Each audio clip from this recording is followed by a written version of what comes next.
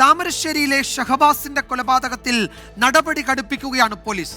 പ്രതികളായ വിദ്യാർത്ഥികളുടെ വീടുകളിൽ അന്വേഷണ സംഘം റെയ്ഡ് നടത്തി. ആക്രമണത്തിന് ഉപയോഗിച്ച ആയുധം കണ്ടെത്താൻ പരിശോധന തുടരുകയാണ്.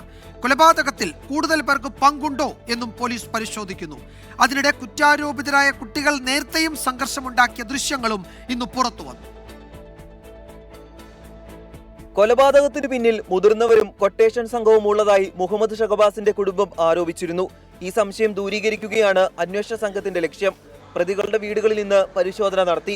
4 മൊബൈൽ ഫോണുകളും കസ്റ്റഡിയിലെടുത്തു. എന്നാൽ അക്രമത്തിന് ഉപയോഗിച്ച മാരകായുധങ്ങൾ കണ്ടെത്താൻ സാധിച്ചില്ല.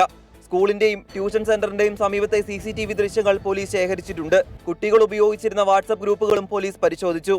മൊബൈൽ ഫോൺ, റീൽസ്, താരാരാധന എന്നിവ കുട്ടികളെ സ്വാധീനിക്കുന്നുണ്ടെന്ന് ബാലാവകാശ കമ്മീഷൻ അധ്യക്ഷൻ KV മനോജ് കുമാർ. കമ്മീഷൻ ഇപ്പോൾ സ്വമേധയാ കേസ് രജിസ്റ്റർ ചെയ്തിട്ടുണ്ട്.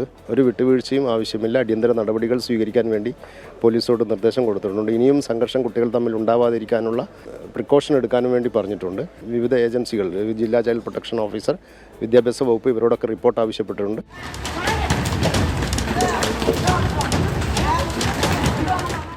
ഷഹബാസ് കൊലക്കേസിലെ 3 പ്രതികൾ കഴിഞ്ഞ വർഷവും വിദ്യാർത്ഥികളെ മർദ്ദിച്ച ദൃശ്യങ്ങൾ പുറത്തു വന്നു.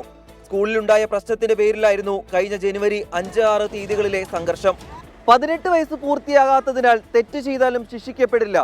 നിയമം നൽകുന്ന ഈ ഇളവ് നമ്മുടെ കുട്ടികൾക്ക് എന്തും ചെയ്യാനുള്ള ലൈസൻസായി മാറുന്നു എന്നാണ് താമരശ്ശേരിയിലെ സംഭവം സൂചിപ്പിക്കുന്നത്.